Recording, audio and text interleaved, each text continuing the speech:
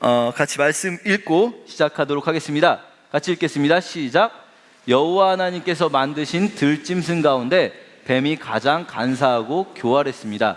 어느 날 뱀이 여자에게 와서 말했습니다. 하나님이 정말로 동산 안에 어떤 나무의 열매도 먹지 말라고 하시더냐. 아멘. 저희가 이제 창세기 태초에 있었던 일들을 좀 보고 있습니다. 지난주에 하나님께서 좋았더라 하시면서 혼돈과 궁허를 질서와 충만으로 바꾸시는 모습들을 봤는데요. 오늘 함께 볼 거는 우리가 이제 성경에서 조금 이해하기 어려운 일 중에 하나죠. 우리가 살다 보면 이해하기 어려운 일들이 좀 이렇게 일어나는데요.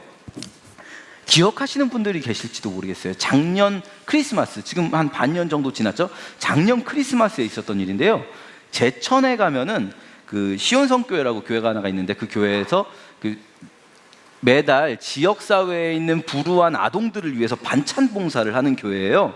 그래서 이제 다 그 교회가 하는 게 아니라 그 교회 권사님 두 분이 이제 불우한 아동들에게 반찬을 나눠주시고 그렇게 일을 하셨던 거죠. 이제 그때 이제 매번 하시지만 크리스마스가 되니까 크리스마스니까 또 선물까지 줘야겠다 하면서 이분들이, 이 권사님 두 분이 선물도 막 이렇게 주시고 그랬던 거예요. 그리고 나서 봉사를 다 마치고 너무나 이제 신나셨겠죠. 그래서 원래 이렇게 신나는 일 하고 나면 보통 어딜 가냐면 사우나를 갑니다. 그래서 이 권사님 두 분이 봉사를 다 마치고 사우나를 가셨어요.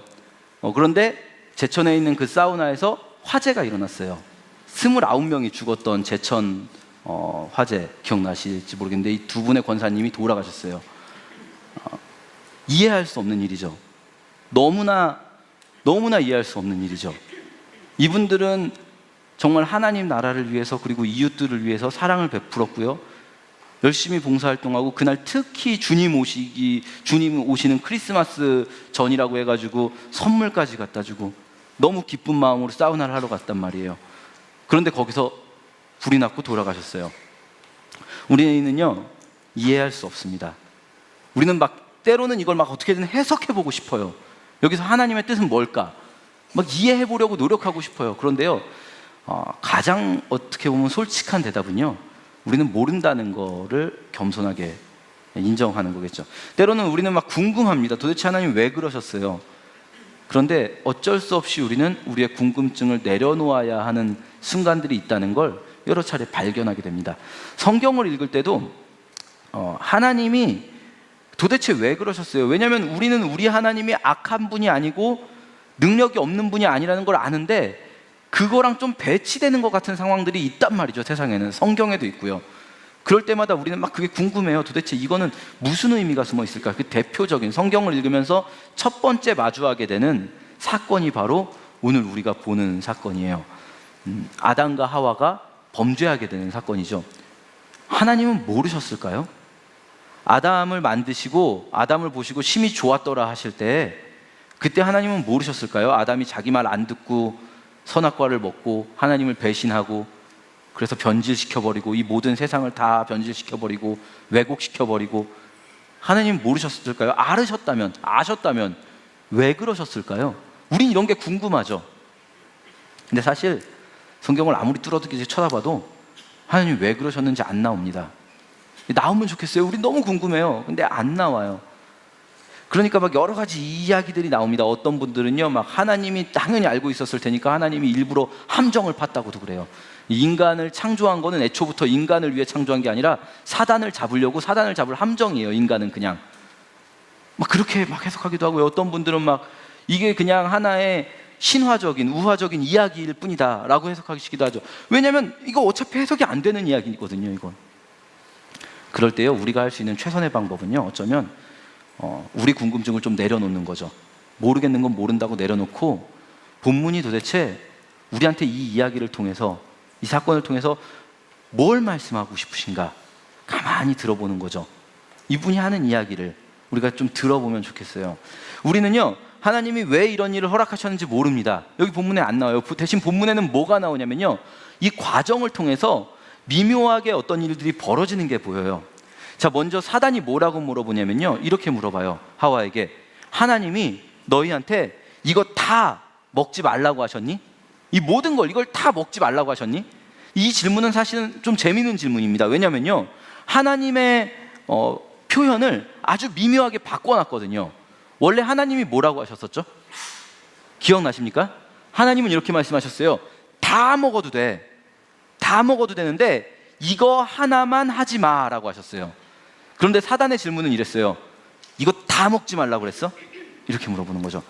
이건 마치 여러분 저희 교회 공간을요 여러분 다 쓰셔도 돼요. 마음껏 쓰세요. 여러분 마음대로 하세요. 함께하는 교회 지하 2층부터 4층까지 여러분 마음대로 쓰세요. 그런데요 여러분 저희 층마다 소화전에 빨간 버튼이 있어요. 그것만 누르지 마세요.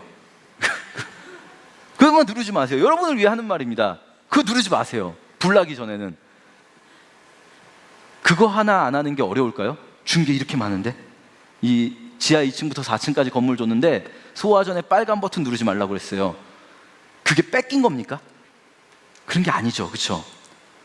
하물며 에덴 동산은 이보다 훨씬 컸을 거예요. 에덴 동산이 설마 저희 교회만 하진 않았을 거 아니에요. 훨씬 컸을 거예요. 유성구만 했을지 덕명동만 했을지 그 모든 걸 다 먹어도 된다고 했어요. 그런데 딱 하나 요 나무 열매 먹지 말라고 했거든요. 그렇게 말한 걸 바꿔놨어요. 모든 걸 다 먹지 말라고 했니? 그랬더니 하와가 이렇게 대답합니다. 하와가 약간 미묘하게 대답해요. 같이 한번 읽어보겠습니다. 시작. 여자가 뱀에게 대답했습니다. 우리는 동산 안에 있는 나무의 열매를 먹을 수 있어. 하지만 하나님께서는 동산 한가운데 있는 나무의 열매는 먹지도 말고 만지지도 마라. 그렇지 않으면 너희가 죽을지도 모른다 라고 말씀하셨어. 하와의 표현에서요 뭔가 미묘하게 하나님의 말씀하고 바뀌는 게 있어요. 하나가 빠지고 하나가 들어갔어요. 뭐냐면요 하나님이 주신 것, 하나님의 멘트하고 사실 원문을 보면 거의 똑같은 말을 하는데 단어 하나를 뺐어요. 히브리어 콜이라는 단어를 뺐습니다. 그게 뭐냐면요 모든이라는 거예요.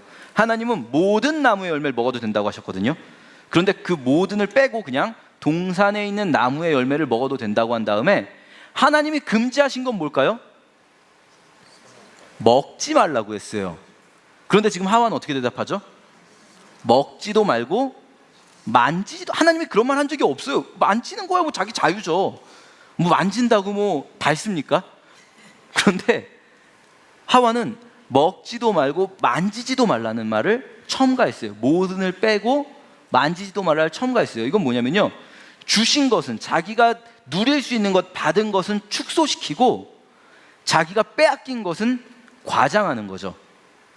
하나님은 마치 뭔가를 금지하시는 분, 억압하시는 분, 빼앗는 분, 이런 분으로 미묘하게 하와의 마음이 이때부터 벌써 흔들리는 걸 볼 수 있는 거죠. 그러니까 뱀이 이렇게 대답하죠. 너흰 죽지 않아. 하나님은 왜 그랬냐면 니네가 눈이 밝아지고 그러면 니네가 하나님처럼 될까 봐 그런 거야. 자, 뱀이 거짓말한 걸까요? 여러분 이거 선악과 먹었을 때 아담과 하와가 죽었습니까? 다 아시죠? 안 죽었어요. 아담은 930세까지 살아요. 이거 먹었을 때 눈이 밝아졌다고 나와요. 실제로 뱀이 한 말은요 맞아요. 뱀 거짓말한 게 아니에요. 뱀은요 90%의 진실을 말하고 10%만 바꿔 말했어요. 뱀이 바꿔 말한 게 뭐냐면요 뱀이 한 말 중에 틀린 게 딱 하나 있어요. 너희가 하나님처럼 될 거야. 진실을 말하면서 진실 속에 거짓을 숨겨놨죠.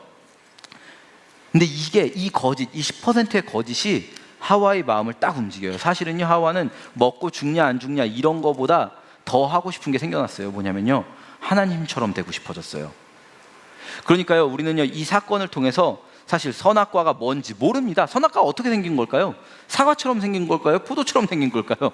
모릅니다. 선악과는 진짜 나무 열매일까요? 아니면 뭔가를 상징하는 걸까요? 모릅니다. 이 이야기를 통해서 우리가 선악과에 대해 알 수 있는 정보는 아무것도 없습니다.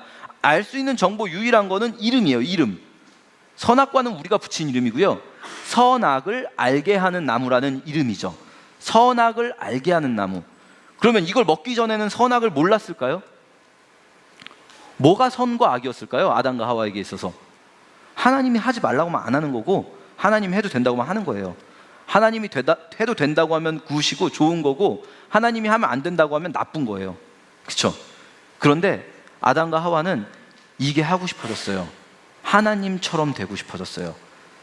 내가 스스로 옳고 그름을 판단하는 거죠.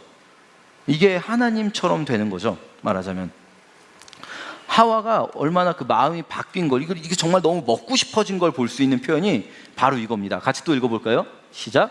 여자가 보니 그 나무 열매는 먹음직스러웠으며 보기에도 아름다웠습니다. 게다가 그 열매는 사람을 지혜롭게 해줄 것처럼 보였습니다. 그래서 그 여자는 열매를 따먹고 그 열매를 옆에 있는 자기 남편에게도 주었으며 남자도 그것을 먹었습니다. 자, 보세요. 하와가 이 과일을 봅니다. 어떤 생각을 하죠? 맛있겠다라는 생각을 합니다. 그렇죠? 먹음직합니다. 그리고 보암직도 하다. 이게 무슨 말일까요? 보기에도 좋다. 잘 익은 사과 상상하시면 될 것 같아요. 잘 익었다, 맛있게 보인다. 여기까지는 이해할 수 있어요. 그런데 그 다음 뭐라고요? 먹으면 지혜롭게 될 것 같대요. 우리 지혜롭게 할 만큼 탐스럽기도 한지라. 예전 성경에 그렇게 나왔죠. 어떻게 생겨야 될까요, 도대체? 여러분 머릿속에 상상해 봅시다. 여러분 과일을 상상해 보세요. 어떻게 생긴 과일이 도대체 이걸 먹으면 지혜로워지겠구나 하게 생긴 과일이 어디 있을까요? 상상이 되세요? 그거는요, 지금 모양을 묘사하고 있는 게 아니에요. 하와의 마음을 묘사하고 있는 거예요. 세상에 도대체 뭘 어떻게 생겨야지, 사과가 막 엄청 크고 브레인 모양으로 이렇게 뇌처럼 찌글찌글하면은 그게 지혜롭게 할 만큼 탐스럽게 생긴 걸까요? 아니죠. 사과는 그냥 이 과일은 과일이에요. 하와 마음에 저걸 먹으면 내가 하나님처럼 될 텐데 라는 생각이 들기 시작하는 거죠. 그래서 결국 이 선악과를 먹게 됩니다. 자, 이 모든 것이 사실은요, 사단의 처음 질문 속에 다 숨어 있었어요. 뱀은요, 큰 그림 그렸다고 하죠. 이 바둑 둘 때 수읽기 하는 것처럼 이미 뱀의 수읽기가 여기서부터 시작된 거예요. 내가 이렇게 질문하면 얘는 이렇게 반응하겠지? 이렇게. 뭐냐면요, 빼앗긴 것을 강조하는 거예요. 빼앗긴 것, 허락되지 않은 것을 신경 쓰게 하는 거죠. 이게 그 전까지는요, 사실 신경도 안 써도 괜찮았을 거예요. 여러분 생각해 보세요. 여러분을요, 어디 마트에, 대형 마트에 여러분을 거기 두고 여기 있는 거 다 먹어도 됩니다. 그런데 저기 과일 코너에 사과 하나 있는데 그것만 먹지 마세요. 여러분 그 사과 신경이나 쓰겠습니까? 신경도 안 쓸 거예요. 왜냐면 이거 먹을 거 너무 많거든요.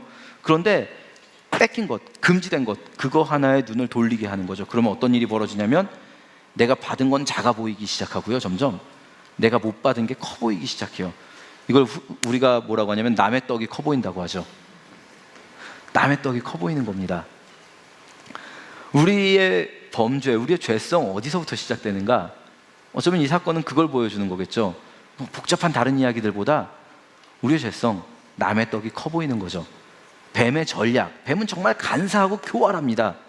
그 간사하고 교활한 뱀의 전략, 남의 떡을 보게 하는 거죠. 그러면 인간은 거기서부터 범죄를 하게 되니까요. 우리가요, 이 뱀의 범죄로 인해서, 뱀이 시킨 이 범죄로 인해서 뭐가 달라졌는가를 생각해 볼 필요가 있을 것 같아요. 이 범죄 이전과 그 범죄 이후에 바뀐 건 뭘까요? 여전히 인간은 처음에는 하나님께 혼났지만 하나님께 용서받았습니다. 가죽옷을 지어 입히시면서 하나님께서는 용서해 주셨어요. 그런데 빼앗긴 게 있죠. 원래 받았었는데 그 받았던 것이 왜곡된 게 있습니다. 그게 뭔지 우리가 좀 살펴볼 건데요. 하나님께서 인간을 만드신 후에 인간에게 처음으로 주신 명령이 있습니다. 같이 한번 읽어보겠습니다. 시작. 하나님이 그들에게 복을 주시며 하나님이 그들에게 이르시되 생육하고 번성하여 땅에 충만하라. 처음에 이제 아담과 하와를 만드시고, 창세기 1장에서는요 사실 하나님의 형상대로 아담을 만드신 게 아니고요, 하나님의 형상대로 남자와 여자를 만드셨습니다. 그리고 나서 남자와 여자에게 말씀하신 거죠. 이게 아담이 먼저 만들어졌다라고 생각하시면 안 되는 게, 물론 창세기 2장에서 더 구체적으로 들여봅니다. 그러니까 창세기 1장은 모든 세상을 만드신 게 포인트다 보니까, 어떻게 하나님이 운행하셨는가가 포인트다 보니까 인간 창조는 간단하게 나오고요, 창세기 2장은 그걸 다시 한번 반복하는데 인간 창조를 중심으로 서술하죠. 그러다 보니까 순서가 남자 먼저였고 여자 나중이었다 뭐 이렇게 나오지만 사실 중요하지 않습니다, 순서가. 왜냐하면 창세기 1장에서 가장 중요한 것만 빼놓고 말했을 때 그 가장 중요한 것은 뭐냐면 하나님이 하나님의 형상대로 남자와 여자를 창조하셨다는 거거든요. 그 남자와 여자를 창조하셨기 때문에 이 말씀을 하실 수 있는 거죠. 생육하고 번성하라. 이게 사실 아담 혼자서는 할 수가 없지 않습니까? 생육하고 번성하라. 아담 혼자서는 뭐 어떻게 하겠습니까? 뭐 이렇게 잘라서 둘이 되는 것도 아니고요.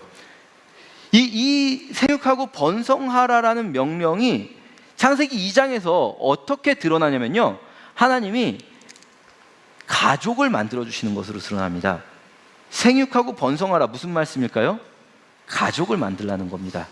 가족을 만들고 이 가족 관계를 이루라는 거죠. 아이를 낳고. 그러니까요, 근데 이게 하나님께서 그들에게 복을 주시면서 하신 말씀이에요. 이게 복의 말씀이에요. 가족이 복입니다. 여러분, 가정은 정말 복입니다. 너무나 행복한 것이죠. 그런데 범죄 이후에 우리가 빼앗긴 게 뭘까요? 같이 한번 읽어보겠습니다. 시작. 하나님께서 여자에게도 말씀하셨습니다. 내가 너에게 아기를 가지는 고통을 크게 하고 너는 고통 중에 아기를 낳게 될 것이다. 너는 내 남편을 지배하려 할 것이고 남편은 너를 다스릴 것이다. 저희가 흔히 그냥 이 하와에게 임한 하나님의 벌을 생각할 때 출산의 고통이다, 이것만 생각하시는데요, 사실 여기 보면 출산의 고통만 있는 게 아닙니다. 여기는 두 가지 관계가 나옵니다. 여자와 아이의 관계, 여자와 남자의 관계. 그렇죠? 이게 가족 관계죠. 이 가족 관계에서 어떻게 될까요? 아이는요, 원래 기쁨의 대상이어야 해요. 그런데 그 아이가 고통의 대상이 될 거라는 거예요. 이건 단순히 출산만을 의미하지 않을 겁니다.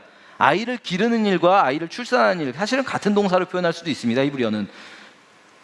아이가요, 하나님이 복 주셔서 가장 기쁘게 하셨던 그 가정이 가장 큰 저주가 될 수도 있습니다.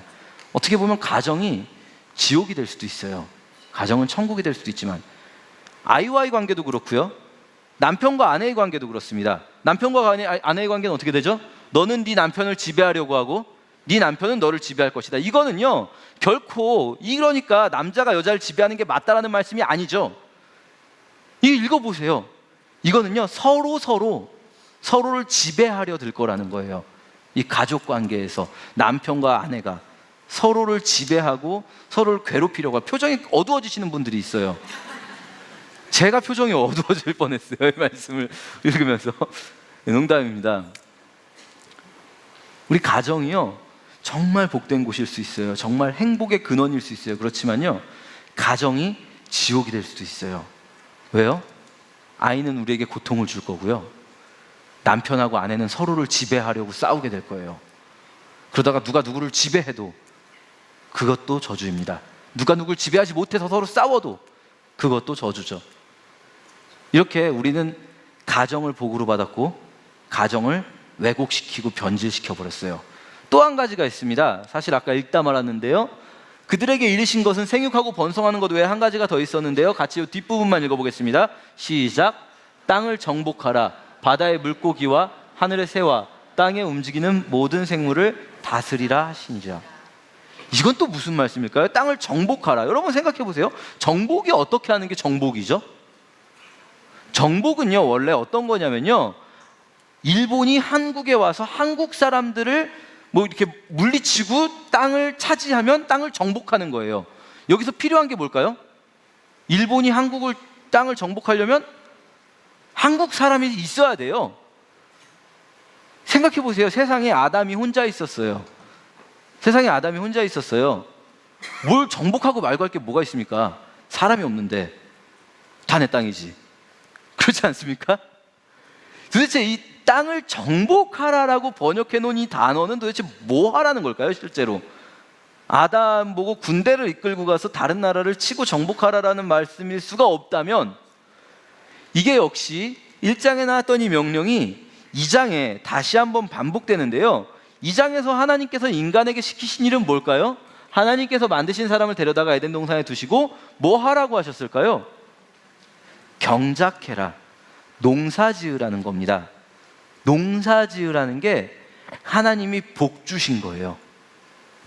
땅을 정복하라는 거는 이 혼돈하고 공허한 땅을 질서 있게 경작하고 그 안에 뭔가가 충만해지게 만들라는 거죠.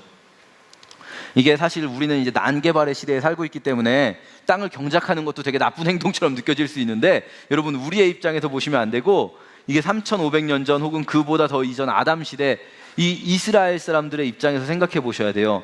땅은요, 황무지입니다. 이스라엘 땅은 인간의 손이 닿지 않으면 황무지예요. 거기를 경작하고 개간해서 거기를 질서 있게 돌들을 다 걸러내고 그렇게 해서 심어서 이 푸르고 푸른 땅을 만들어야 되는 거죠. 그게 하나님께서 아담에게 주신 복이에요. 일이 복이었어요. 일은요, 이게 제가 지난주에 수메르 신화를 읽어드렸는데 수메르 신화하고 이 이스라엘의 창세기하고 가장 큰 차이점 중에 하나가 일에 대한 관점입니다. 수메르 신화에서는요, 최고신 엔키는 일을 하지 않아요.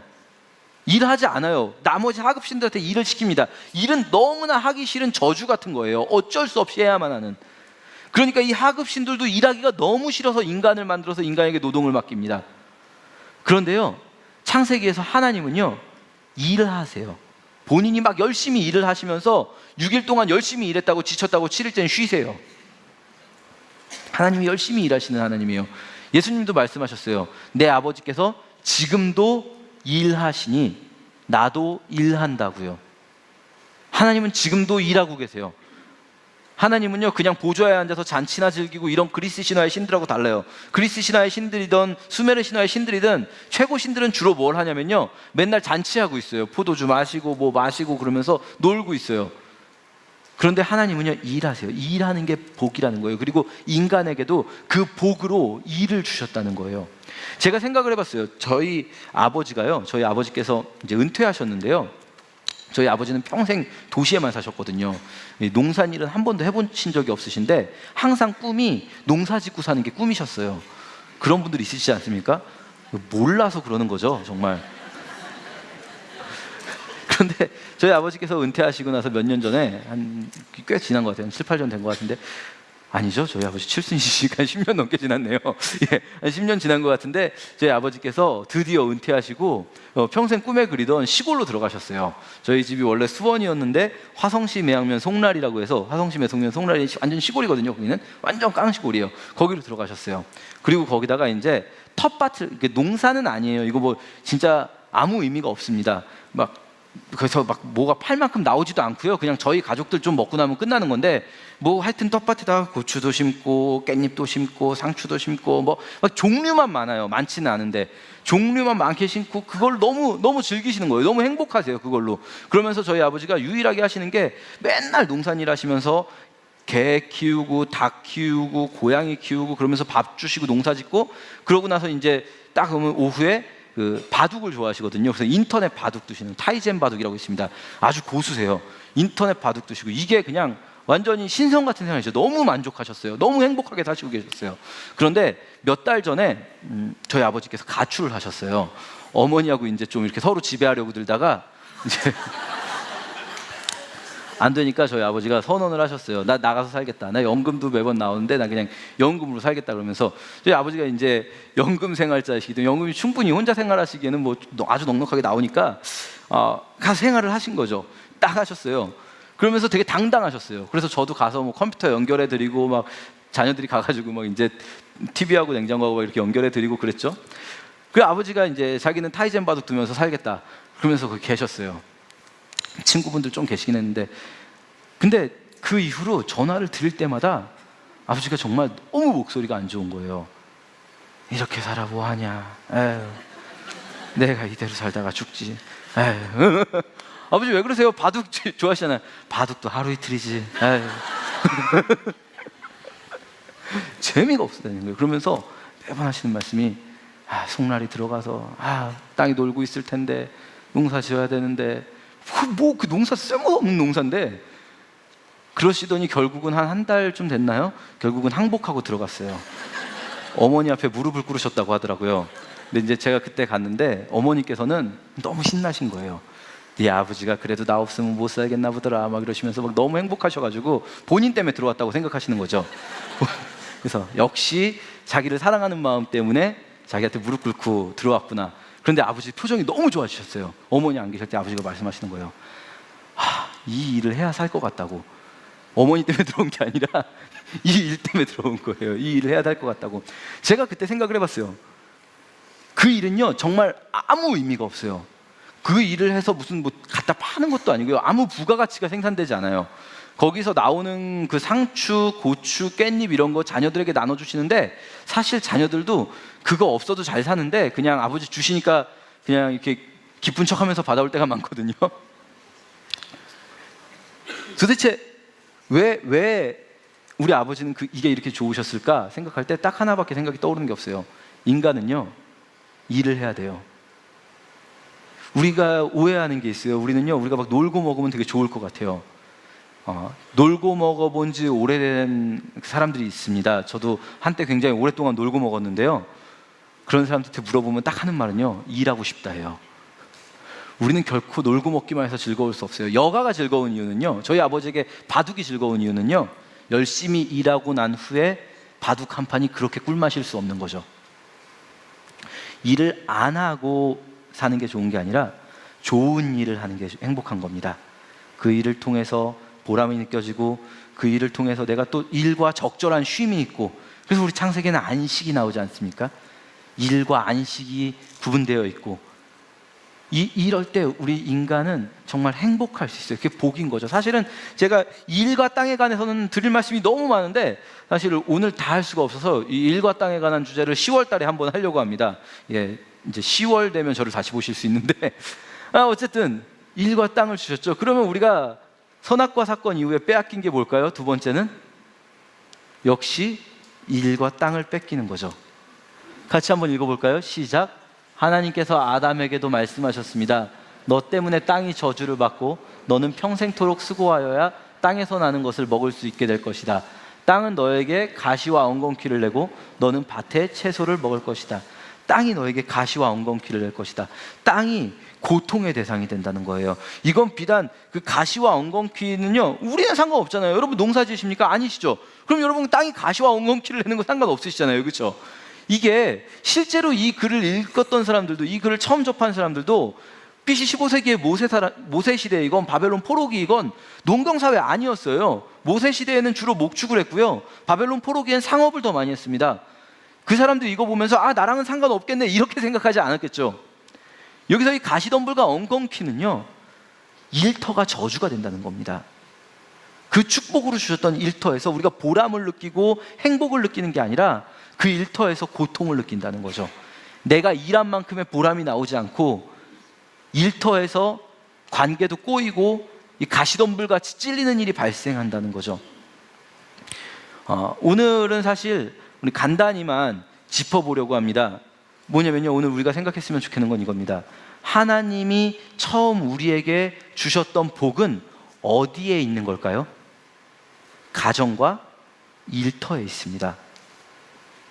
바꿔 말하면요, 절대 교회 안에 있지만은 않다는 겁니다. 절대 하나님이 만드시기 원했던 하나님의 나라의 그 복, 인간에게 주신 인간의 행복의 근원이 될 수 있는 것은 여러분이 살아가고 계시는 삶의 자리에 있습니다. 여러분의 일터, 여러분의 가정이 천국처럼 행복할 수도 있고요, 지옥처럼 느껴질 수도 있어요. 우리는 가정과 일터가 회복되는 하나님의 나라를 꿈꿔야 되는 거죠. 사실 어떻게 꿈꿀까는 오늘 이야기가 아니라 다음 주에 우리가 어떻게 그럼 그 하나님의 나라를 꿈꿀까 이야기하게 될 텐데요, 오늘 요거 한 가지만 기억했으면 좋겠습니다. 하나님의 나라는 교회 안에만 있는 게 아니라 여러분이 계신 삶의 자리에 있다는 것 기억하고 오늘 말씀을 마치도록 하겠습니다. 우리가 같이 기도하고 또 마음으로 드리는 예배 작성했으면 좋겠는데요, 우리 기도하실 때 하나님, 제가 혹시라도 가정을 등한히 했다면, 혹은 또 일터를 그냥 그저 돈 벌기 위해 어쩔 수 없이 가는 곳으로 생각했다면 주님, 제 생각을 좀 바꿔주세요. 가정이, 그리고 일터가 저주가 될 수도 있지만 축복이 될 수도 있다는 것을, 그 일이 그냥 단순히 어쩔 수 없이 돈 벌기 위해서 하는 일이 아니라 정말로 그 일을 통해서, 그 일 자체를 통해서 내가 하나님이 주셨던 태초의 복을 누릴 수 있었으면 좋겠습니다. 같이 이렇게 기도하시고 마음으로 드린 예배 작성하시겠습니다.